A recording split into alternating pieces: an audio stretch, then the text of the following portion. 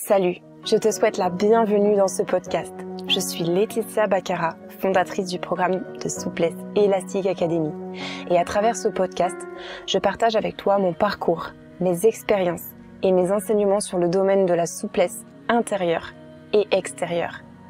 Ici, nous parlons de mobilité, de flexibilité, d'adaptabilité, d'ouverture d'esprit et d'amour de soi. Ensemble, ouvrons notre esprit, ouvrons notre cœur et amenons notre corps à se mouvoir en toute liberté. Apprenons sur nous, sur notre corps et reconnectons-nous à lui. Faisons de la place pour la confiance en nous, en la vie. Ensemble, avançons vers nos objectifs et vers nos rêves. Soyons fiers de nous et croyons en notre potentiel. Je t'invite à partager, liker et à commenter ce podcast s'il te plaît, s'il t'inspire ou encore mieux, s'il t'aide. Ainsi, nous pourrons ensemble impacter, guider, aider davantage de monde autour de nous. Je suis ravie de t'accueillir ici et je te souhaite une très belle écoute. Coucou à toi, j'espère que tu vas bien, je suis ravie de te retrouver. Aujourd'hui, je voulais te parler d'un sujet que tu vas peut-être te dire « Attends, mais elle est un petit peu mégalo, elle est un petit peu narcissique, etc. » Mais en fait, pas du tout. C'est juste que ce dont je veux te parler aujourd'hui, c'est une technique, c'est une façon, un état d'esprit aussi que j'ai développé pour pouvoir réaliser tous mes projets. Et je trouve que c'est super intéressant de te le partager parce que ça m'a vraiment aidé à me réaliser, à m'épanouir, à m'affirmer aussi dans tous mes projets, à avancer dans ma vie et être de plus en plus fière de moi et aussi de pouvoir mettre à bien, finalement, mettre en œuvre tous mes projets.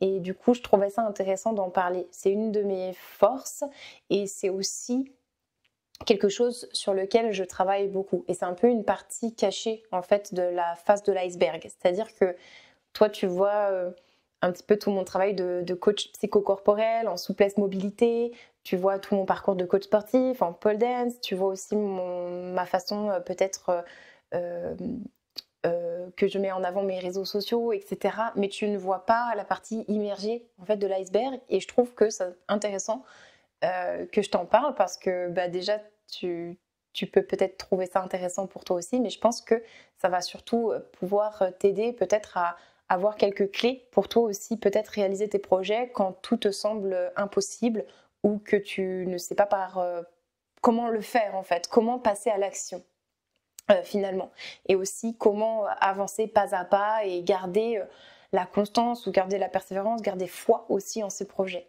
Donc je pense que c'est un petit peu ma force et ça devient de plus en plus ma force aussi aujourd'hui parce que je suis coachée pour ça, tu le sais ou peut-être pas, et encore une fois je n'ai pas de secret en fait ici. C'est l'objectif de ce podcast aussi, c'est de pouvoir parler sans filtre, ou en tout cas de pouvoir te dire aussi tout ce qui se passe pour moi de façon assez simple.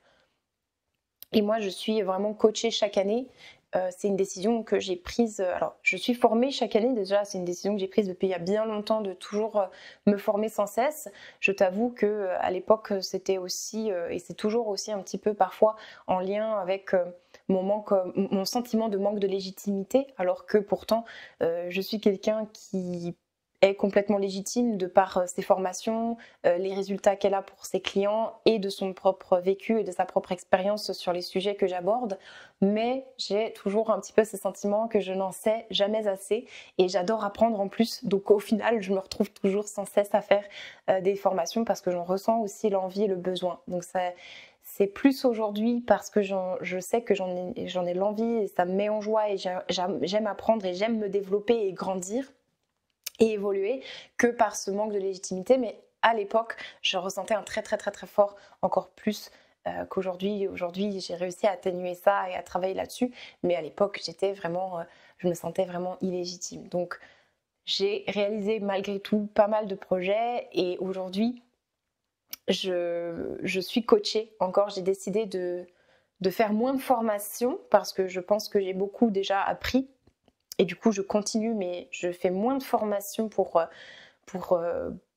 me sentir plus légitime parce que je sais que j'en ai tout simplement moins besoin qu'avant.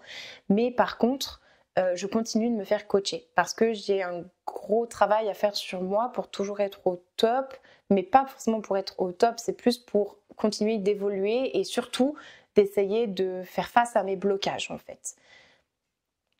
Durant ces coachings, j'apprends surtout à changer mes pensées, à changer mon état d'esprit, à grandir à l'intérieur, et aussi beaucoup de travail sur mon perso en fait finalement, mais ça m'aide aussi dans ma vie pro, c'est d'apprendre aussi à mieux m'aimer, à développer de l'amour de soi, à vraiment travailler cette compassion, cette bienveillance envers moi, et venir faire face, encore une fois comme je te dis avec sincérité, face à mes blocages, face à mes peurs, pour pouvoir continuer d'avancer et pouvoir en fait m'étendre, m'expandre, je ne sais pas si ça peut se dire, mais en tout cas grandir, et que ça puisse aussi grandir pour moi dans ma vie extérieure. Donc justement, ma technique que j'utilise en ce moment, là, depuis quelques temps, c'est assez récent, ça fait seulement quelques mois, je dirais, quelques semaines que je mets en place ça.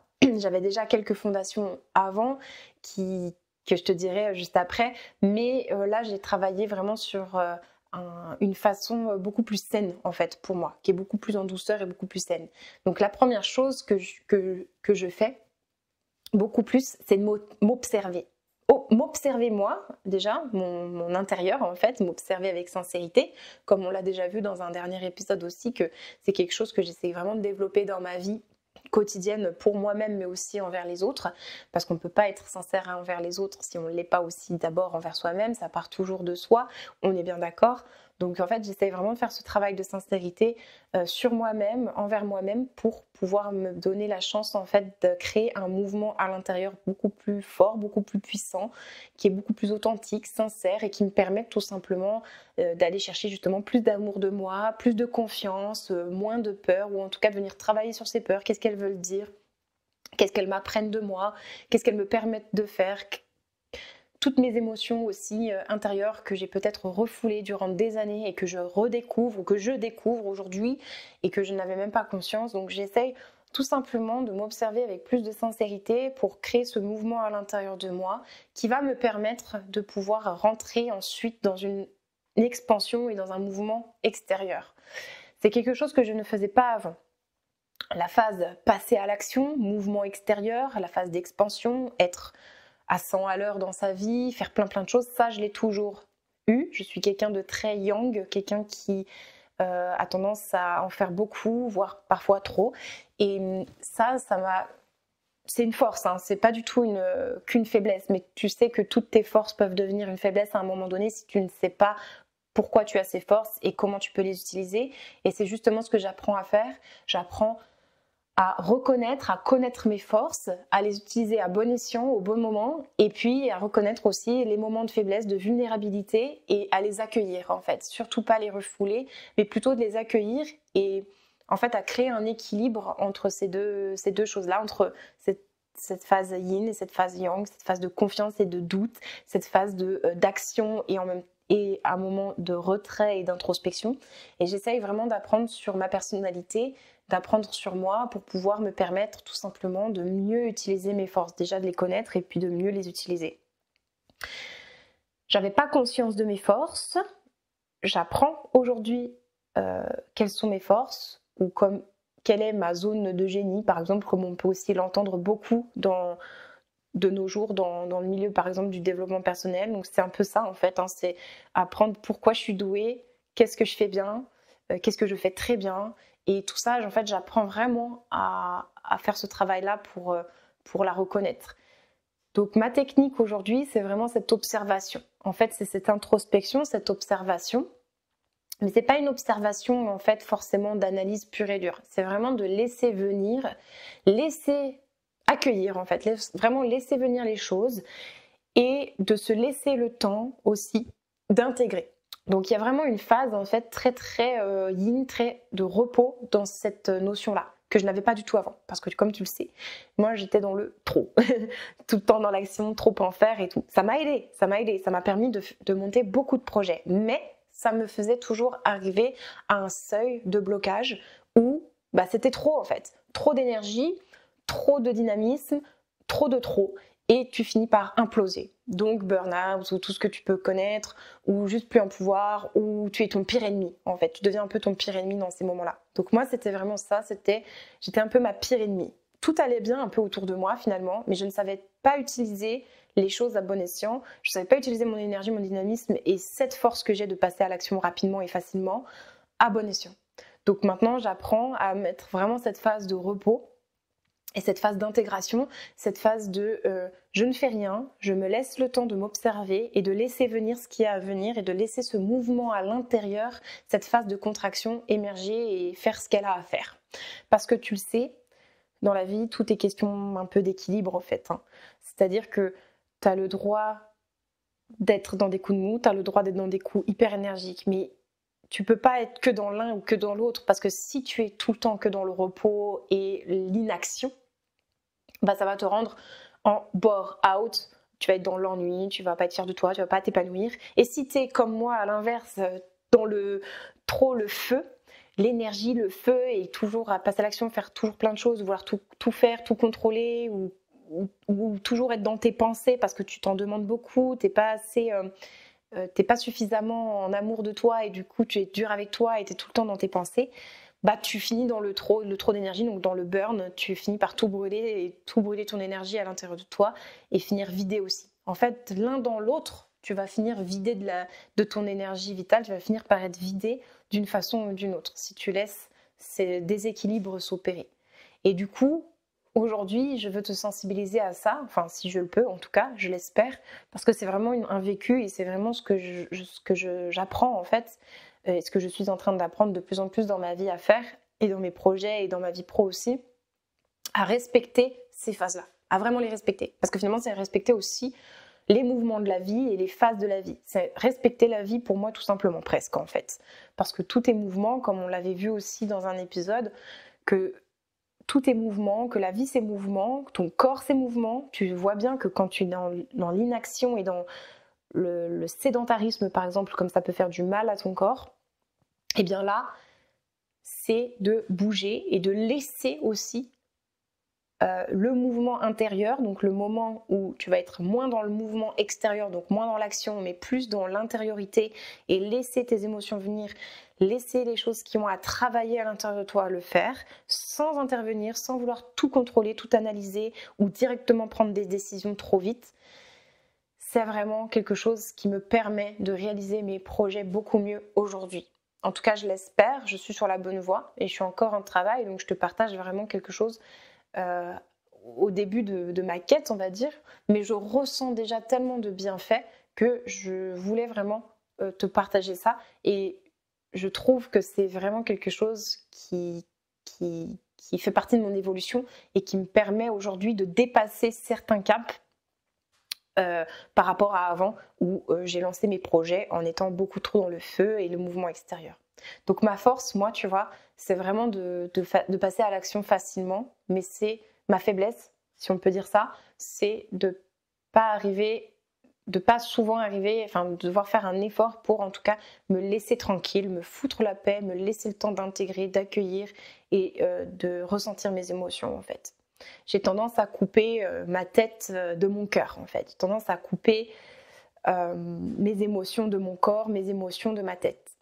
Mais j'apprends avec la vie, avec le temps et avec certaines techniques comme la pratique de la souplesse, de la mobilité, les balades en forêt, donc la marche, la natation, la danse me fait énormément de bien pour ça. Ça me permet vraiment, la danse a un pouvoir énorme pour exprimer ses émotions et les ressentir aussi.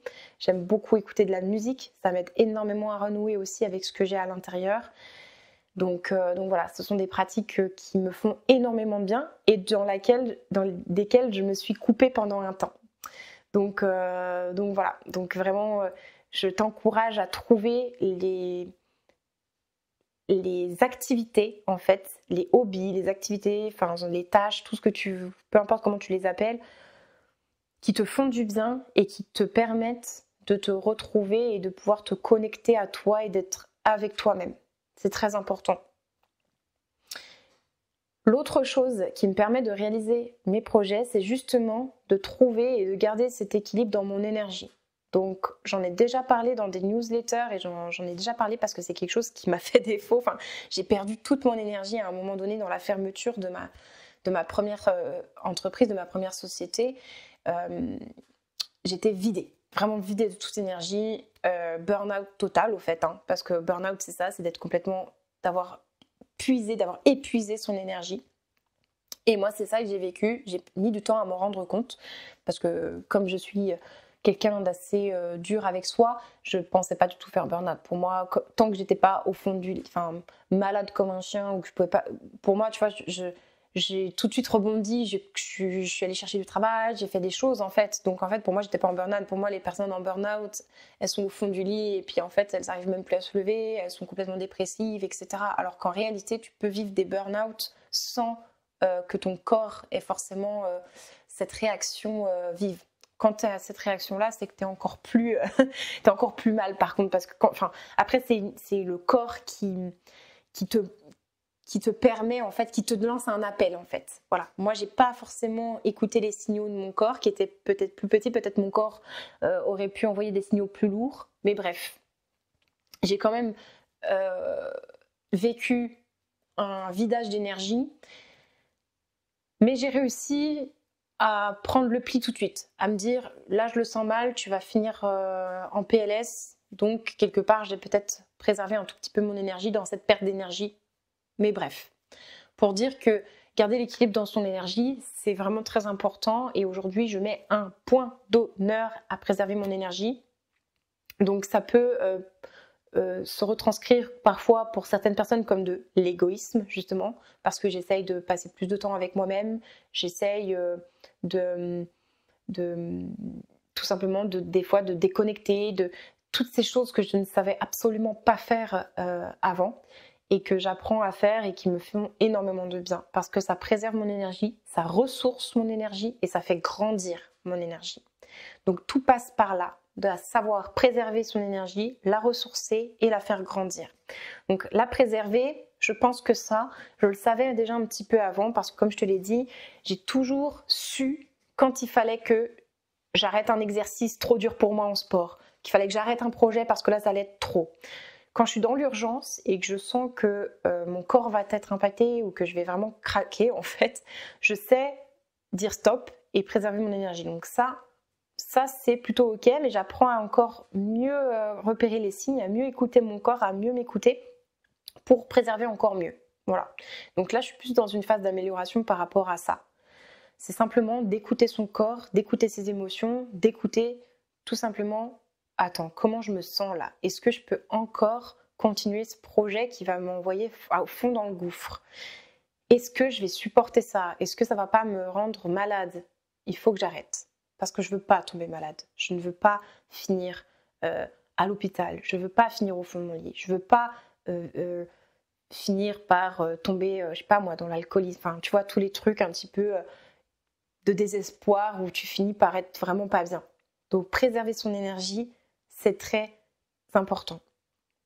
Ressourcer son énergie, c'est apprendre à repérer justement les activités, comme on le disait tout à l'heure, qui te font du bien et qui te permettent de te mettre en joie et en énergie. C'est surtout pas les tâches que tu dois faire, qu'il faut faire. Non, c'est les tâches, c'est les activités dont tu as besoin, que tu as envie de faire. J'ai besoin de, j'ai envie de. Plutôt que il faut que, je dois que. Essaye de changer aussi ton vocabulaire par rapport à ça et essaye d'analyser, d'observer dans ton quotidien les tâches, les activités, si elles sont en équilibre en fait. Est-ce que tu as que des tâches que tu dois, il faut que tu fasses, ou tu es responsable de les faire, ou est-ce que tu as plus de tâches, ou est-ce que c'est équilibré avec les tâches et les activités que tu aimes faire et qui te mettent en énergie et en joie quand tu les fais? Comme je te le dis souvent, moi ce qui me ressource beaucoup, c'est d'aller me balader toute seule en forêt, tranquille, avec mon chien. Je me balade, même pas de musique dans les oreilles, rien, juste le bruit des feuilles, les arbres, le vent. Et en fait, ça me reconnecte à mes 5 sens. J'ai le visuel sur les arbres, je ressens, j'ai l'odorat des sapins, j'ai le vent sur ma peau et ça me fait un bien fou. Je suis beaucoup dans le toucher, ça me fait beaucoup de bien. J'ai l'ouïe, j'écoute les sons, les oiseaux, les sons qui m'entourent. Et ça me reconnecte à moi et ça me fait énormément de bien parce que moi, je manque de connexion à moi. Enfin, en tout cas, c'est quelque chose que je dois faire attention. Et donc, le fait de prendre du temps chaque jour pour faire ce genre d'activité qui me reconnecte à moi, me préserve aussi et me ressource. C'est très important. Donc il faut que tu retrouves aussi, toi, dans ton quotidien, ces activités-là et ces hobbies-là, ces activités-là, oui, que tu ne fais peut-être pas suffisamment pour l'instant, mais que tu peux apprendre à développer quelques minutes par jour pour te faire du bien et ressourcer ton énergie. Et la troisième chose, j'arrive plus à parler, c'est de faire grandir son énergie. Et là, c'est quelque chose qui n'est pas forcément évident de premier abord, parce qu'on ne nous apprend pas forcément à repérer ça et à le faire. Et moi, de mon côté, ce qui m'aide à faire grandir mon énergie, j'ai remarqué, après de longues phases de réflexion, d'introspection, d'observation, c'est que j'aime vraiment évoluer, apprendre. Donc c'est très lié à mon travail aussi, parce que mon travail me demande beaucoup ça. Et je m'épanouis énormément dans mon métier et dans mon travail, parce que justement mon travail révèle ma zone de génie, révèle ce que j'aime au fond de moi en fait. En fait, mon job en lui-même, d'être entrepreneur, coach, mentor, me demande de faire grandir, justement, d'évoluer, d'apprendre, d'être sans cesse visionnaire, d'avoir des nouvelles techniques, des nouvelles méthodologies, des nouvelles stratégies. Et tout ça, ça me fait kiffer. Donc, ça fait grandir mon énergie. J'adore. Et je suis quelqu'un qui est assez connecté à son feu, donc comme je te le disais, donc j'ai pas de problème à sauter sur une occasion, une opportunité d'apprendre, et j'adore explorer en fait. Je me considère un peu comme une exploratrice de la vie, j'adore explorer, j'adore découvrir des nouvelles choses, j'adore apprendre. Et ça fait vraiment grandir mon énergie. C'est quelque chose que je fais depuis longtemps, de faire grandir mon énergie malgré tout en fait, mais sans m'en rendre compte. La chose que j'ai vraiment dû apprendre à faire pour garder cet équilibre entre être dans le feu, faire grandir mon énergie, être dans l'action, apprendre, c'est de ressourcer mon énergie. Parce que du coup, je me vidais en fait. Je me vidais sans cesse. J'avais le feu en moi. Je vois pas d'autre façon de le dire. Repère en toi ces choses-là. Repère comment tu préserves ton énergie. Repère comment tu la ressources. Repère comment tu la fais grandir. Ça va vraiment te reconnecter à toi-même. Ça va te faire un bien fou. Ça va te faire un bien fou. Et l'énergie, pour moi, c'est quelque chose qui est hyper important. Tu peux aussi préserver et ressourcer ton énergie par l'alimentation. Tu vois, il y a plein de façons en fait de le faire. Et le mieux, c'est d'avoir un équilibre dans toutes ces façons. Évidemment, bouger, l'alimentation font partie des bases. La respiration, les activités qui te mettent en joie, pour moi, font partie aussi de ces bases. Pour moi, vraiment les bases pour préserver son énergie et réussir tous ses projets dans sa vie, c'est en fait de se connaître, se reconnecter à soi, bouger, bien s'alimenter, trouver toutes les stratégies, tout ce qui est autour de toi pour préserver cette énergie. Quand tu as cette énergie en toi, que tu sais comment l'utiliser, tu vas pouvoir réaliser et déplacer tous tes projets et déplacer des montagnes. Je bouscule un peu les mots. Ma pensée va plus vite que ma bouche. Mais c'est ça en fait. C'est que vraiment tu vas pouvoir déplacer des montagnes grâce à une énergie grandissante et qui vibre autour de toi.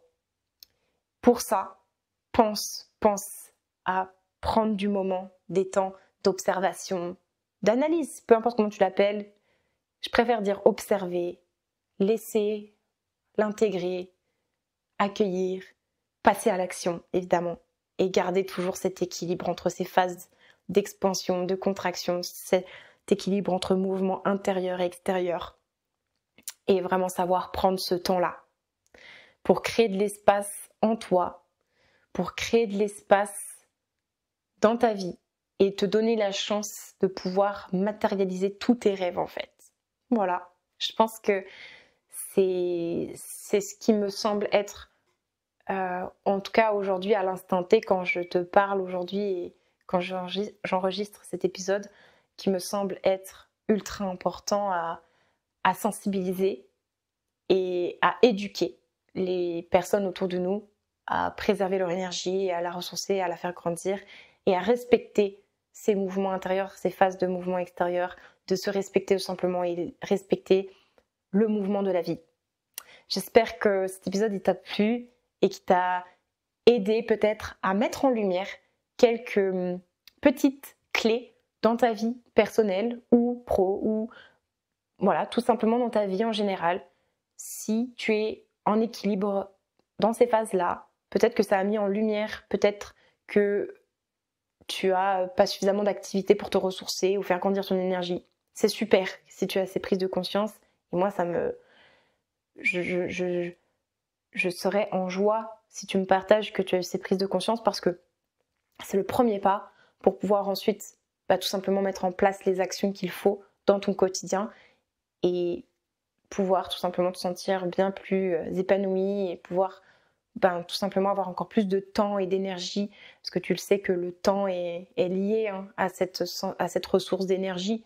Quand on est épuisé, on a l'impression de ne plus avoir de temps, on se sent submergé, donc ça va te faire vraiment un grand bien pour pouvoir te rebooster, te faire monter cette énergie et te sentir de nouveau apte et capable de pouvoir avancer dans tes projets et dans ta vie, de pouvoir tout mener de front. En tout cas, c'est ce que je souhaite pour toi et c'est ce que j'espère à travers cet épisode. Je te remercie encore une fois pour ton écoute, ton engagement. Vraiment bravo d'être ici et de te connecter avec moi, avec tous ces sujets si importants et qui parfois ne sont pas toujours évidents à entendre aussi. Ça peut mettre en lumière des choses pas très agréables parfois, j'en ai conscience. Mais je pense que c'est en faisant ce travail que l'on avance. Et crois-moi, je suis sur ce chemin aussi, donc je sais que parfois que ça peut être douloureux ou que ça peut être pas simple et que parfois on a l'impression juste d'être dépassé, de rien comprendre. Mais c'est notre force aussi en tant qu'humain, on sait s'adapter, on sait avancer et tu as cette force-là en toi aussi. Je te souhaite une très belle journée ou soirée ou matinée, suivant à laquelle heure tu écoutes cet épisode. Et moi je vais te dire à très bientôt. N'oublie pas que tu peux télécharger les exercices complémentaires, les notes de ce podcast que j'ai créé pour toi avec grande joie et plaisir pour t'aider à aller encore plus en profondeur dans tes réflexions, ton observation justement, et t'aider à implémenter et à passer à l'action justement suite à l'écoute et les prises de conscience que tu as durant les épisodes, en fait, l'écoute de tes épisodes du podcast. Je te remercie et je te dis à très bientôt pour un prochain épisode. À la semaine prochaine. Ciao.